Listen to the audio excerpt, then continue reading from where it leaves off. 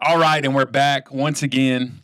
It's me, Matt Lee, in the studio, and man, on the continuation, A16 Basics. We've covered the last couple weeks on what it looks like, to abandon our first step in going from that default mindset into the design.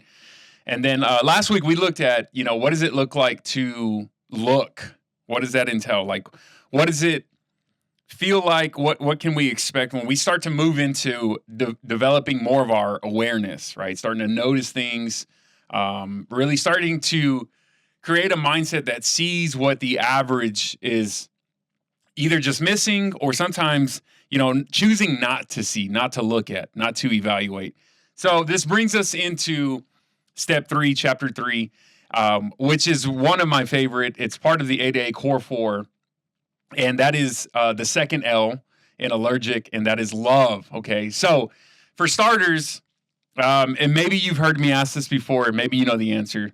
Cool. But in the comments, I have a question for you that I want you to answer in the comments. Okay, so this idea of love, what it is, what we know it to be, what would you say in the comments is the opposite of love? Okay, I'll give you just a couple seconds here. Type that in the comments. What would you say is the opposite of love? And so I'm going to just really go right into what the most common answer is. And as those comments are coming in, that might be your answer. So as those come in, let me know. I want to still see what your thoughts are. But the most common answer and what most people think the opposite of love is hate. Okay. And so, if that is you, you are along with most people in that category, and you are wrong, okay? Most people are wrong because they think, yes, what love is and what it's meant to be, the opposite of that would just be hate. And that's true, but it's not the right answer, okay? It's not the full truth. So this misunderstanding has cost a lot of people a lot of years of trying to really understand and figure out, well, what is the opposing force? What's the opposite of this thing we call love? What stops it? What gets in the way? And so I want you to understand, maybe this is your first time hearing it, so hear me out and I'll give you the evidence behind it. But the opposite of love is actually fear, okay? It's actually fear. And I guess the simplest way I could put that is fear often is just showing up in a different mask. So hate would be one of those masks that fear shows up and it looks like, okay? Greed is another way that fear shows up in a different type of mask called greed. Selfishness, I mean, we could, any type of evil that we see, a lot of times if you really look at the core of what is behind the issue or the problem, to the core, it's some type of fear. So when we see things that look like violence, look like anger, look like hate, really if you were to investigate and dissect what is the real problem behind this violence I'm seeing or this war or this issue, you name it, right? It's going to come back to fear. Somebody or a group of people or at some point, the fear of not fighting, the fear of not saying something, the fear of not speaking your mind, or maybe even the fear of speaking your mind, right?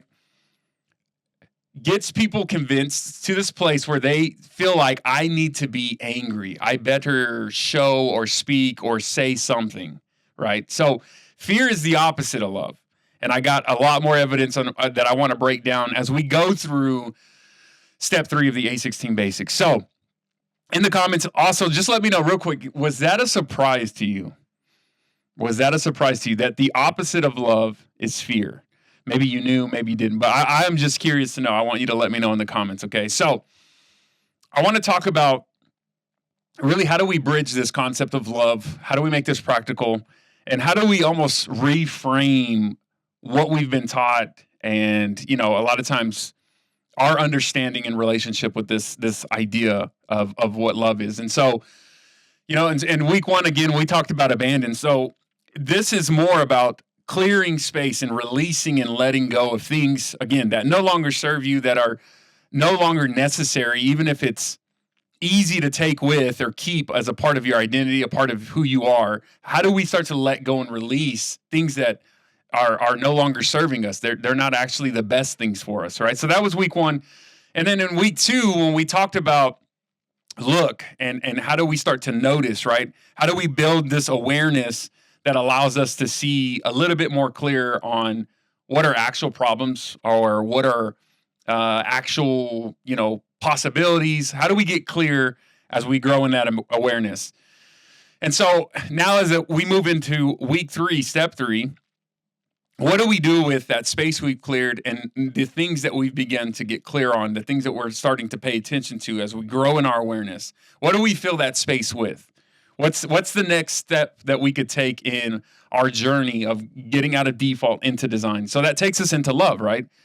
So love, the reason why this is step number 3 is it's really, most people, I mean, you could argue with me, that's fine, but I have enough evidence, enough research, enough experience that love is understood as the most powerful force known to man. Okay. It's not what most people, I feel like, think, like the average person, what they think about love, they have these concepts, these ideas, which I'll break down some of those. But love is the most powerful force that is actually witnessed and demonstrated and experienced in our world. And we can see that within history when things were done out of a selflessness, like out of a place of actual true deep love. Those were actually things that were sustainable, that still we get the benefit of in today's world. Those were things that if somebody wasn't in a loving place, coming from a loving heart, nobody would have done that. Nobody would have changed that. Nobody would have maybe introduced this new thing, whatever that could be. So love it's a powerful force, and without it, we would be at an even more lost place of trying to figure out and understand, how does this all work? How do we make sense of this? And so, a common concept or idea around love is, it's this thing, it's this feeling that kind of happens to you. And the truth is, it's actually a decision that you make. It's not the average, everyday goer going through life from the time you're young. Like, we start to see love as something that is going to land in our laps, or that we're one day going to get from the people around us, or the society that we live in, or the communities, or wherever we're at. But love is actually a decision that you make. Okay, it's more of a dedication that allows you to move into discipline. It's more of a strategy that you live by. That's truly what love is. And so I feel like, within a default mind, we would wait. If you are more of a default mindset, you are waiting to feel love.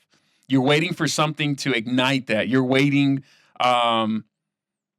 really for this to be something that finds you before you make a decision to find it, right? So in saying that, it's not a soft conversation, like this idea of love and what it is or what it takes or what it can be.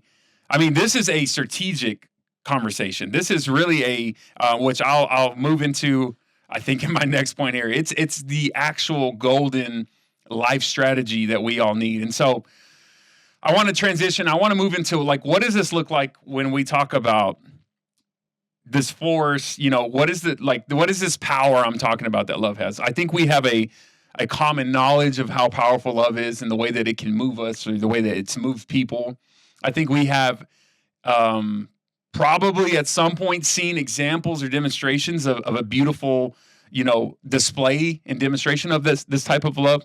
But what does this look like for all of us? All right. So, when we kind of step back and understand this from, yes, the concept, what it could be, what we've witnessed it as, we have to come in and really give ourselves the permission to come from, as best as we can, at least, this like non-biased perspective, right? Because some of us, and I'm talking to you, like we have grown up, maybe this is you, and you had a really good demonstration and example of what love could be. You were demonstrated kindness. You had that affection. You had those approvals, maybe words of affirmation. So you got a really good idea and what, or should I say, an idea and demonstration of what love should look like, could look like. But I would say most people, including myself, I had love, but what I attached and learned that love wasn't the truth. It wasn't the actual full story. Okay. And so I want to kind of go through some evidence, right, of what this love is. I wanted to bring in really some points that could get you pointed in the right direction of opening yourself up to the true power of love. And so when we look at the science side, right, there's a researcher, Julianne, and she talks, about really the social disconnect between, individuals. And so much of this goes back to like one of her key, research findings in her research found that people that are like genuinely loved and they have this sense of connection, I'm sorry, let me back up. People that are missing, I should say, let's start with that. They have almost this absence of what genuine love is, like the true love. They don't have that sense of connection. They're more likely to, I think it states at 26 times more likely to have a lack of fulfillment, contribution, which ultimately leads to suicide and depression, right? So literally my point in sharing this idea of like when people don't have that sense of connection, right? They don't feel this thing that we're talking about called love. They are 26 times more likely to like take their own life or to lose the sense of value in life and them having a place of value in life, right? So this is not like poetry. This isn't like something that just like, this is literal data. And without love, we literally find people taking their own life because of how powerful this thing love is, what it really does and demonstrates for us. Within neuroscience, so when we start to look at research that actually backs, the brain's development and how this affects us within our minds, when people when you love or you're felt love, the brain releases, oxytocin. It releases the dopamine. It releases the serotonin. Like these are the feel good, like peaceful, like fulfilling chemicals that we like when we're happy, when we're at peace, when we feel like we've accomplished something, right? Just in general, when we feel good, those are the chemicals we want. And in fact, a lot of times when it comes to addiction or destructive behaviors or patterns that we see play out in people's life, a part of that is them trying to get these releases of dopamine and serotonin, like these feel-good chemicals that we experience when life feels good. Okay, love releases those things naturally. That's an extension of when love is experienced, when it's in the atmosphere, the brain will naturally release these feel-good chemicals. But fear shuts down your system. Fear actually shuts down the brain from that. It puts, every thought, it generates this, chemical reaction and we start to feel a certain way in our body, right? Like when you're stressed or when you're nervous, you can start to feel that. And so love releases and it has a feeling, a physical feeling, right? And fear does the opposite. So this is back to the point of why this is the opposite of love. Fear contracts you. Fear, it shuts things down. It puts you in panic, right? And so this is another, point to why this power of love is so necessary, why it's so critical. I use an example, but before, I think in week one of Viktor Franklin. Now, he's a survivor of the Holocaust, right? But I loved this quote from him, and he says, love is the only way to grasp another human being's being in the innermost core of their personality, right?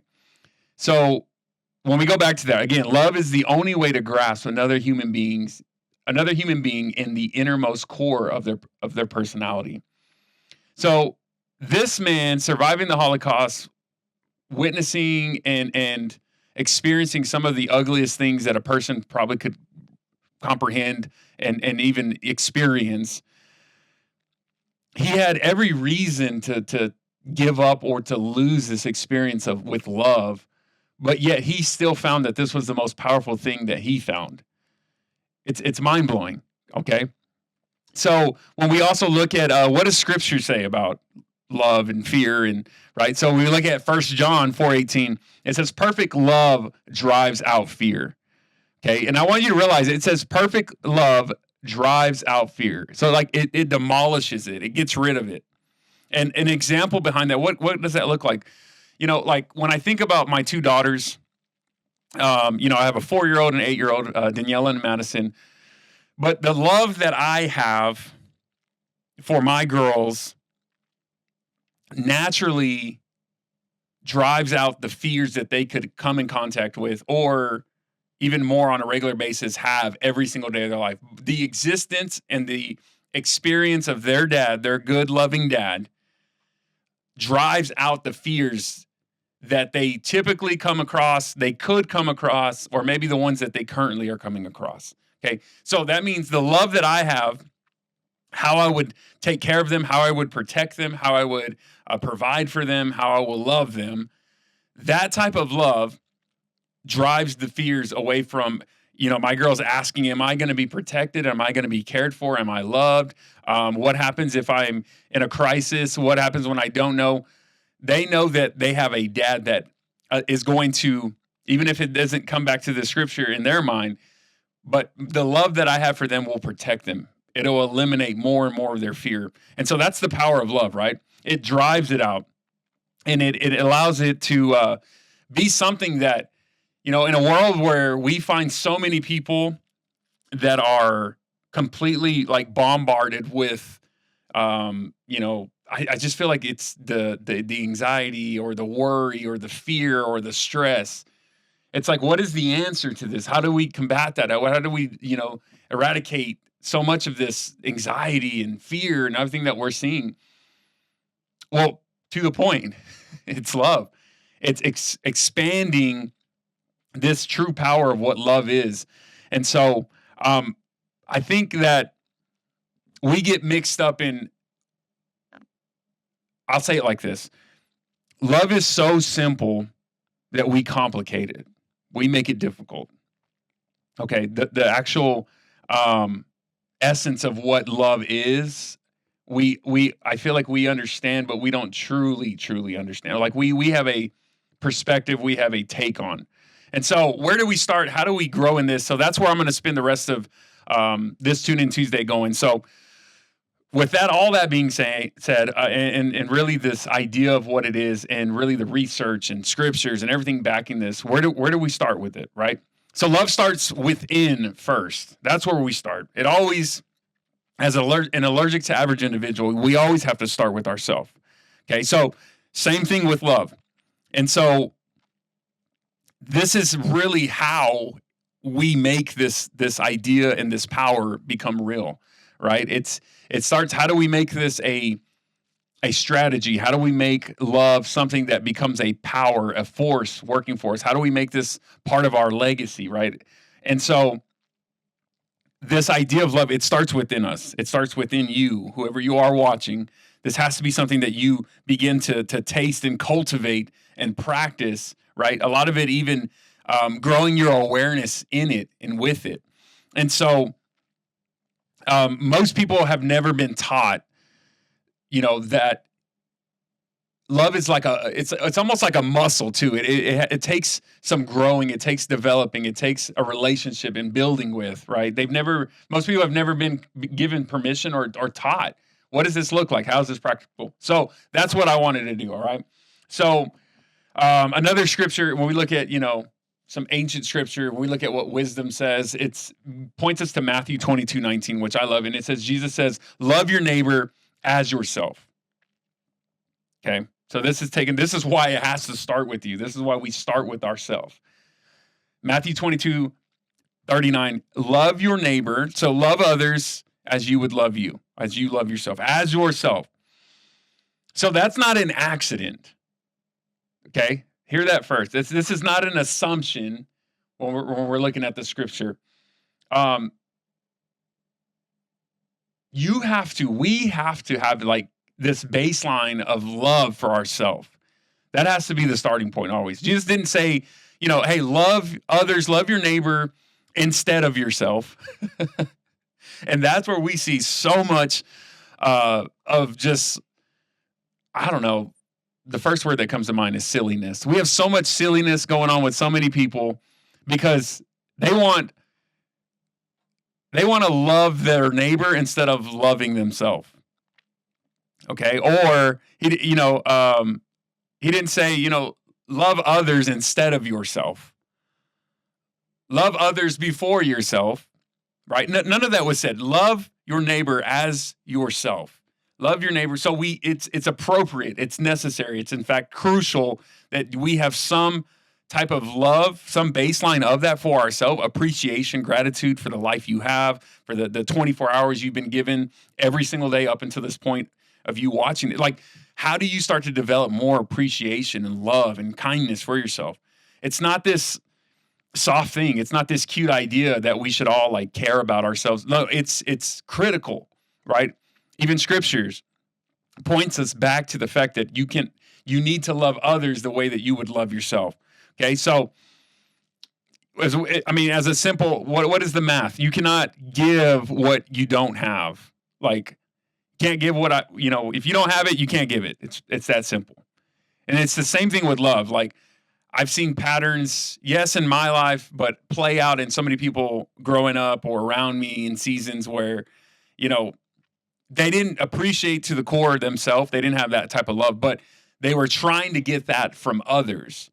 They were trying to get others to appreciate them. They were trying to get others to value them, to affirm them or confirm them in any way, but they never actually gave themselves that permission, that type of, treatment that they deserved. And so, again, it has to start with us to be able to give or even receive it from others. You have to give and receive it to yourself, right?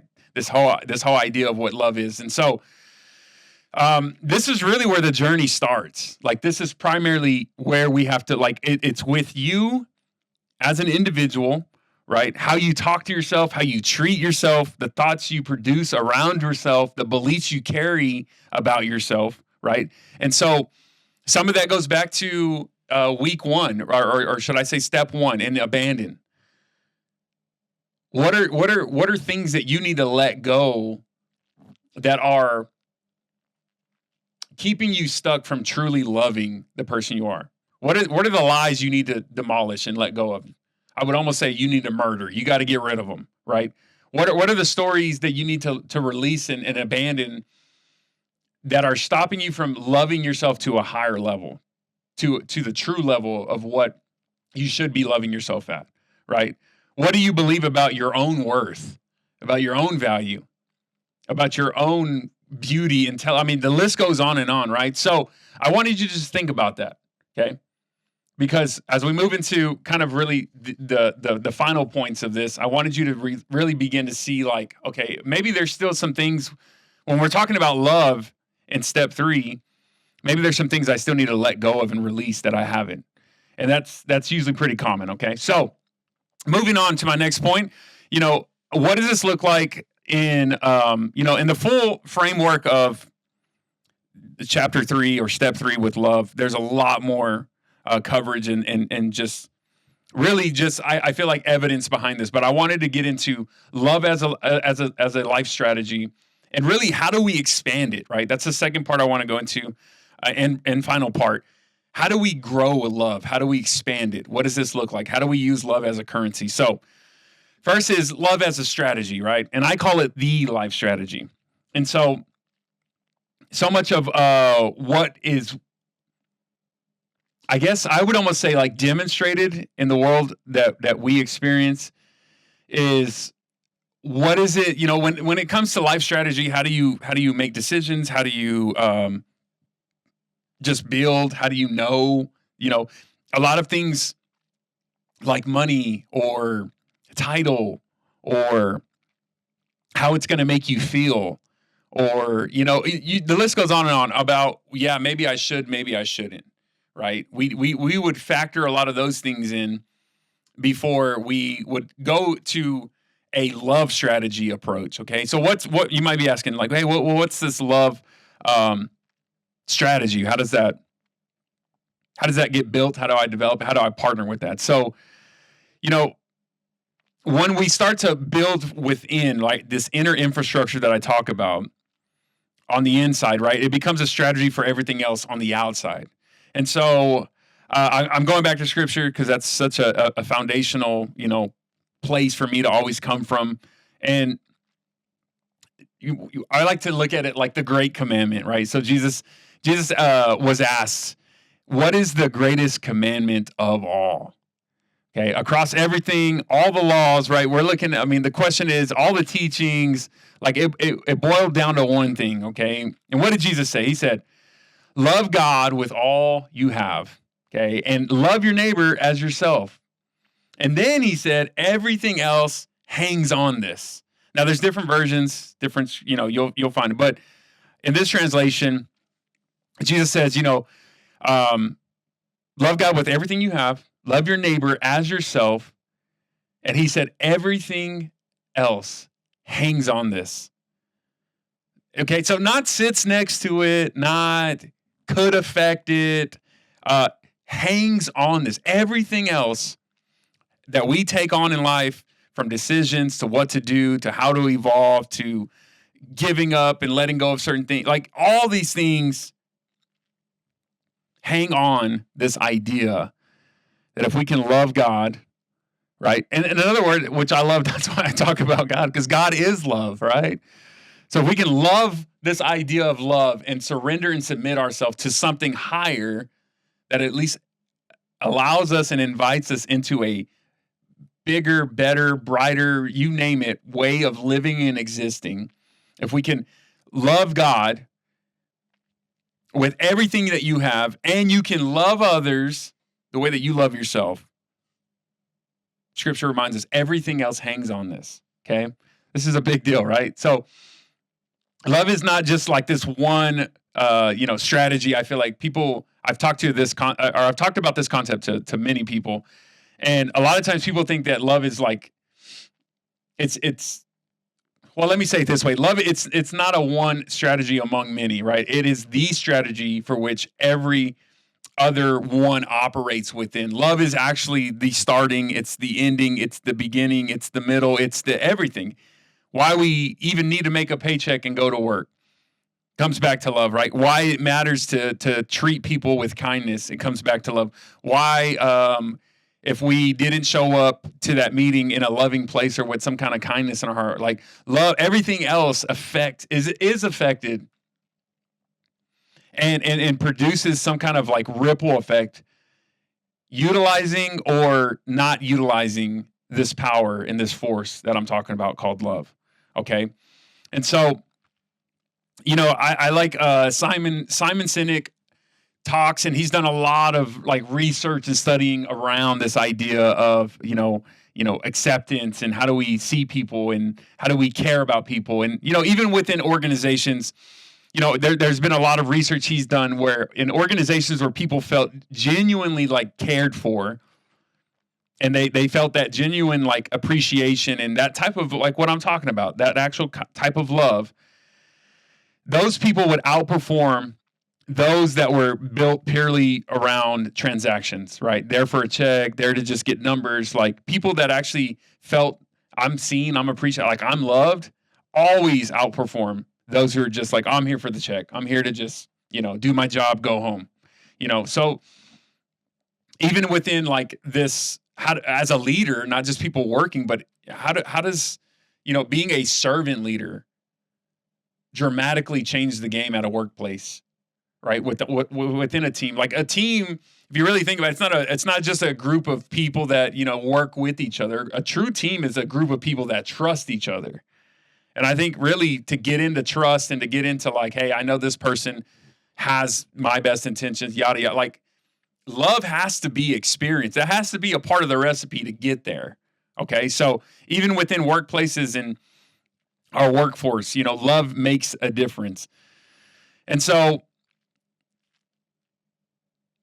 there's something I wanted to take you in understanding, like, what is, love is also a law. And it's part of why it's a life strategy. It's the ultimate strategy. It's like this law of expansion. It helps you to expand and to become more, to do more. Where without love, you just couldn't. It wouldn't be possible. And so I would say, here is one thing that separates love from every other resource. Like, we have incredible resources and things and concepts, all that. Here's what separates love, though, from every single one of those, right? Which I this is amazing to me. But the more that you give it away, which I know can be hard at times, there's just a lot of challenges with that. But the more you give love away, the more you have. The more you find it coming back. It's like this boomerang currency. Like, it's the same. I talk about that with honor, which you can't honor people. You can't respect people unless there's some type of love present or a part of your psyche, right? But love is this currency that it always finds its way back to you. The more you give it, the more you demonstrate it, the more you put it out there, the more that you'll find it, the more you have it, the more it's there for you. And I feel like that's really, that's the opposite of how almost everything else works, right? There's a limit. There is so much. There's a inventory of. So once it's gone, right? It needs refilling. It needs to be replenished. But love, it grows, it expands, and even comes back. The more it's given, the more it's demonstrated, the more it's experienced. And so that's what I love so much about what love is and what it does. And so, the more it is given, the greater and stronger it becomes. You're not diminished, by loving others. You're not less than. You're not going to be weakened because you're loving too much. It's the opposite. Okay, it's always you're expanded. You're propelled. You're energized. Often you're fulfilled, and even ways that sometimes you can't consciously even comprehend. When love is actually at the forefront, when we're actually partnering and utilizing this thing called love. And so this is why it's a life strategy, okay? It's not a one-time act. It's not even just, sometimes like let me check. It's a daily practice. It's something you partner with. And when you start to look at, how do I use love as a life strategy? Well, how do you start to do things around how it's going to affect other people, how it's going to better their lives? Or maybe it's something that, it doesn't pay as much, but if you did this thing, you would actually feel more passionate. You would actually feel more alive. You would actually feel like you're giving away and you just kind of extending that love within you, right? That's what it looks like. And so the more you live it, the more you'll have of it, okay? So I wanted you to just realize that's how we look at love being a strategy. Like, there's been, quick example, a lot of situations that it wasn't going to make me money. Or even some days still, it doesn't make me a lot of money, right? But I know that being a part of that, doing that, trying that, experiencing that, helping with that is going to bring me some type of joy, right? It's going to allow me to see that, hey, even if I'm not making a lot of money or being recognized, I have love for this group of people, for this individual, for this organization, right? So I want to show up. I want to be there. I want to be in the room. And then even in other times where, I didn't have a instruction manual on how to do this thing or how to be a husband or how to be a father, love allowed me to utilize it as a strategy. Well, what would love say? When it gets hard, love keeps you in the game. Love keeps you playing, keeps you swinging, even when you want to quit. When you don't know and you're confused and you're worried, but you have love for that person or for those kids or for that friend, you'll go through the hard shit to figure it out, to find a solution, to be a solution, right? That's why love it's oh man, it's powerful. It's everything that we need, right? So in closing, again, I wanted to just remind us, look, that's some of the ideas of how we use love as a life strategy. But again, how do we expand it? How do we share it? How do we grow it? We demonstrate it, we give it away, we express it, right? We multiply it. And that allows it by just default, just by doing that with love, that allows it to expand. That allows it to become more and to be felt more. And so at the end of the day, love looks like something. And I think we are so used to seeing when we turn on TV or we turn on social media or we're talking to people or you name it, we're so used to seeing what fear looks like. You read it in the headlines, you see it in the reels, you see the viral videos of people fighting and people panicking. And so we know we know what fear looks like. We know what it feels like in action. We've experienced it. We've all had enough of it. And I'm not here to say it's going to completely go away, right? But it's time that people, just like you, start to put a demonstration and start to show others what love looks like, right? So I don't know what that means exactly in your scenario. I don't know if that means maybe you're posting more and just what you can release and share when it comes to love. Maybe it's just expressing kindness more. Maybe it's being more encouraging. Maybe it's just blessing somebody, gifting somebody, a stranger, a homeless person. Maybe it's just a random act of kindness. You didn't need a reason to do it, but you did it, right? My challenge to you is first, how does love become something more practical, more I don't even know if the word's engaging, but just something that you actually utilize, partner with, and take more serious for yourself, starting within, right? That would be the first question. And I just wanted to kind of leave you on that note, right? In your own time, maybe you're taking a shower in the next couple of days, you're driving to the next spot, you're in the store with, I don't know. But if you could, I challenge you to just think about, what does this look like? And even given the first two steps that we've gone through, what do I need to do when it comes to growing in that love and expanding in that love, or maybe letting go of things that aren't allowing me to love myself to the best? And as you take care of you, right, it's so funny. It seems like this very selfish thing to just spend time loving you. But when you do that and you take on what most people, the average person, sees as selfish, like time for yourself, time for loving you, time for caring, it's actually that time that allows you to shift out of being somebody that's selfish, and it puts you into a place of being selfless. Okay, so the more you do it, the more you're actually naturally doing that for others, the more that you can, should I say, do that for others. So spend some time with that. Okay, just think about, what does that look like for me? How can I make this more practical? What do I need to do? And also, my biggest encouragement, and the last thing I'll say is, what does it look like to expand your relationship with love? Okay, a lot of people, maybe, I don't know where you're at, but you have some type of relationship or experience with God, and across different religions and different gods out there. One of the most true things is that, when we look at these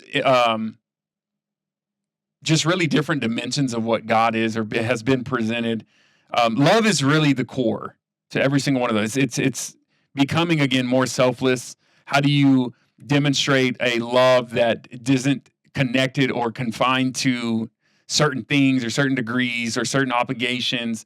But what does it look like to be a person that moves with unconditional love, right? Unwavering love. What does it look like for us to have an allergic to average type love, right? So the last thing I'm ending on is, what would it look like for you to continue to grow your awareness and oneness with this divine intelligence, with God, with Jesus? Maybe you're saying Allah, maybe your relationship is with Buddha, but what does it look like to grow in love, right? How do you continue? Love is not something you fall out of, but it's something you continue to pursue and you continue to investigate and dive into and experience. And as you grow in it, you want more of it, right? So what would that look like for you is kind of my final question. And so I'm going to bring it to an end. This has been, man, again, one of my favorite steps to cover and to talk about. Love is, it's everything that we want. It's everything that we need. And it's everything that I feel like is missing, where we're finding problems and we're finding issues that haven't been witnessed before or haven't been solved yet. And so I challenge you in that, take love as a lens. Let it help you see clearer. Okay. Use it as a strategy. Start within and continue to build to be the extraordinary person you were created to be. And so that brings me to my end. Again, this has been week 3, step 3 in the A16 Basics. Love. I love you guys, and I appreciate you as always. Share some feedback if you would. Join me. Set your timers for next Tuesday. We're going to get into step 4, which is the E in Allergic. And man, it's another solid one. So I'll see you then. Have a great rest of your week. Love you guys. I'm out.